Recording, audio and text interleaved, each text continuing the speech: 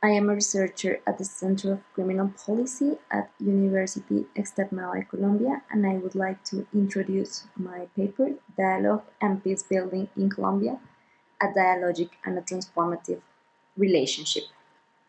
So, this paper seeks to examine the different characteristics that have shaped dialogue-based practices when they are produced under a top-down and a bottom-up approach of peace building. To do this, it was necessary to identify the parties participating in these encounters, their motivations, conditions that have allowed parties to establish a dialogue, and their results. This paper notes that in a post-conflict society, dialogues coming from the top down will take longer in accomplishing positive results rather than the dialogues that have emerged from the bottom up, which could be the engine to social mobilisations and the way to capitalize social skills in achieving justice, truth, and reconciliation. So, because of time, I would just like to explain the top-down initiative and the bottom-up initiative. So, before explaining this, I would like to frame the theory in which I explain dialogue. I explain dialogue based on Freire theory that states that dialogue is a way of knowing and a way of learning. So, he said that talking about dialogue means talking about dynamic and horizontal relationships. This can contribute to generate action, reflection, and mobilize people to cooperation and to new forms of identities and relationships. This definition will be examined in the light of generative perspective. So, according to Freud and Nietzsche, the potential of generative dialogue lies in the hidden possibilities that can arise in the midst of the conflict. This approach entails the reconfiguration of spaces, interests, and prejudices, creating new capacities and skills, in addition to breaking ground to transform relationships and actions built collectively. So we will see these characteristics of dialogue in these two initiatives. So the dialogue-based initiative from the top down is led by the Commission for the Clarification of True Coexistence and Non-Repetition in Colombia. This commission has the mandate of constructing an historical and consensual truth about the causes and consequences of violent conflict in Colombia.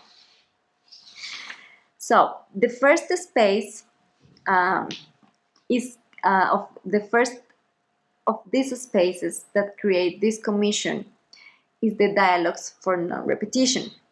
This is a formal space conceived for social discussion and participation that examines the reasons for violence and the manners in which the society and the official institutions have to tackle down the problem. In these conversations, multiple actors participate, such as policymakers, international NGOs, senators, businessmen, academics, social media, religious authorities, social leaders.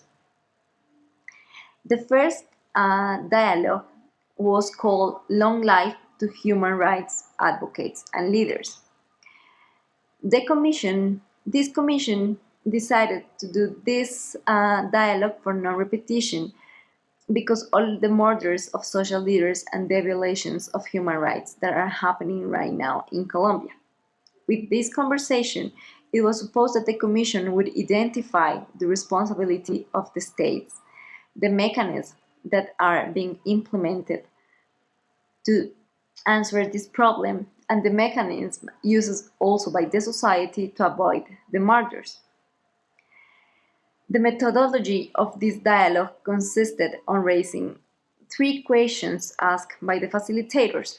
There were some rules that every participant had to respond to difficult questions in order to identify the causes of the problem and to provide a solution. Some conclusions of the systematic killings of social leaders were that historically in Colombia there have been an ongoing interest over land, and most of the social leaders killed fought against land grabbing in defense of their territory. Moreover, some of the participants argue that a high level of stigmatization and prejudice makes social leaders appear like a threat. Furthermore, they say that the state always arrives late when the damage is already done, and the legitimacy of law is very low in the territories where policymakers are not familiar with the local realities. So, in this case, even when participation was diverse and different representatives from government and from civil society took part, interventions were characterized by the giving of their point of view. More than a dialogue, it seemed to be a discussion where officials of governmental institutions defended their acts but were not open in questioning structural assumptions and in accepting responsibility for the murders of social leaders in Colombia. It seemed to be before an audience that claims of accountability rather than a productive space where new ideas and solutions came up. This conversation was sterile because institutions were not able to deconstruct assumptions of a distant and a neglected state that is not aware of the violations against the human rights advocates, and they were not prepared to engage and make real commitments.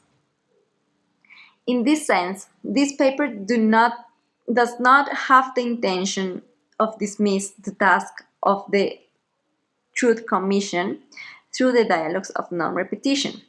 However, what is shown is that these dialogues, built from the top, reflect the resistance from the official representatives in creating social knowledge around a subject that calls for immediate but agreed actions among the communities, who claim the comprehension of the dynamics in their territories rather than standardized security measures. In order to create dialogic relationships based on dialogue and not a simple transference of communication, it needs to be developed alongside other strategies that help to create engagement and commitment from the participants. For instance, leaders argue that this dialogue might have parallel actions oriented to motivate communities and build a collective memory and identity. Otherwise, they are seen as disjoint actions in which participation is formal but there are no intention of reaching a mutual understanding or a new knowledge derived from dialogues.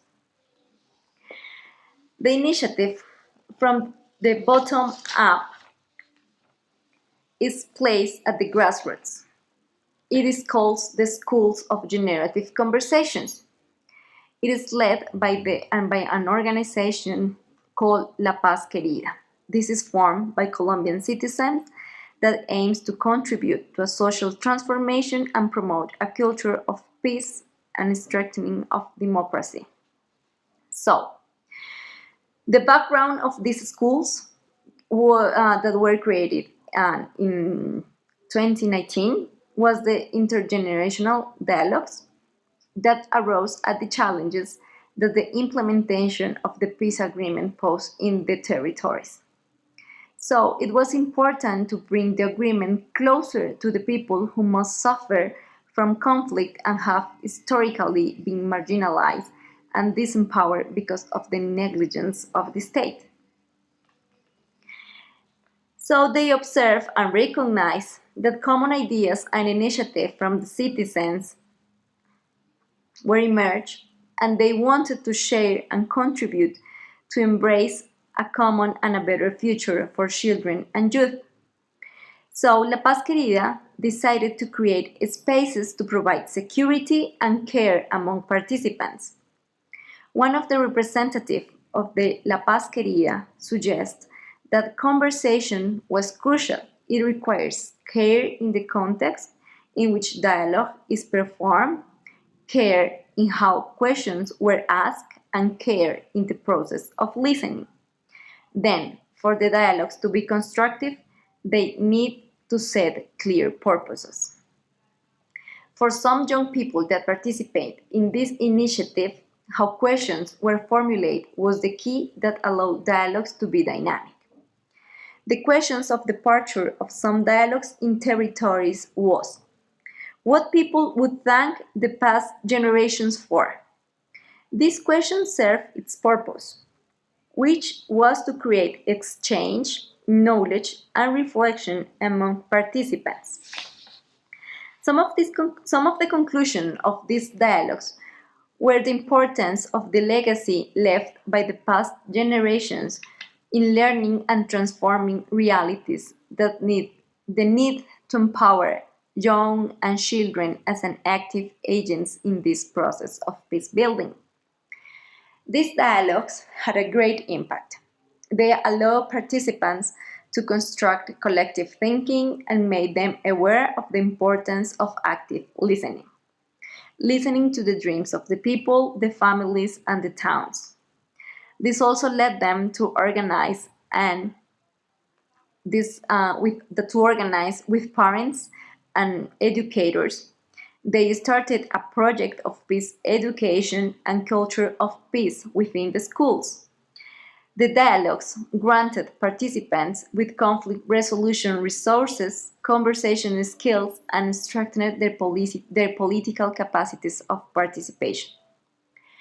Consequently, the schools of generative conversation emerge as a result of the understanding, consensus, and coordinated action among the participants, specifically with the leader of young people and teachers in each territory. Although the schools are work in progress, they are present at 7 territories and are integrated mostly by students, teachers, parents, and human rights advocates. According to the needs identified in the dialogues, each school sets an agenda that is aligned with the principles of the organization La Paz Querida. To conclude, so even when change is not linear and change is grabbed in a complex web of relationships in which interests, prejudice, thoughts, and assumptions coexist. However, dialogue plays a crucial role in bridging people, communities, and society. As Freire argues, dialogue is a process of learning and understanding. So, it is based on an horizontal relationship in which power is neutralized. When dialogue achieves this, people feel that they are being heard and that they can raise their voice. So something new is built, and a common understanding is shared. In post-conflict society, like Colombia, it is through dialogue that the perception of distrust as social value needs to be deconstructed. Dialogues cannot be instrumentalized and be forced by any institution or by a specific interest. Conversely, promoting dialogues in which shared needs are expressed, trust among the population should emerge organically. Furthermore, this could lead to empowerment, consensus, and coordinated action toward a new meaning of peace within the different approach. Thank you very much.